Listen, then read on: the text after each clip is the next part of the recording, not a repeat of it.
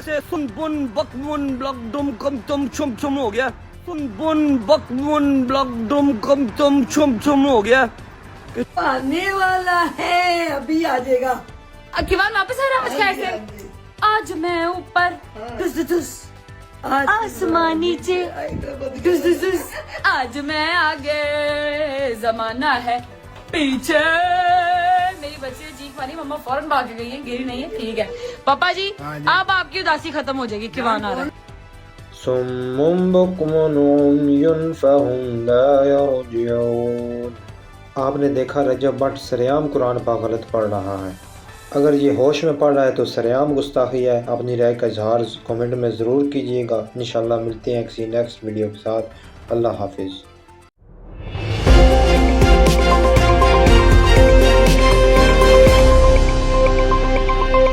Audio Jungle।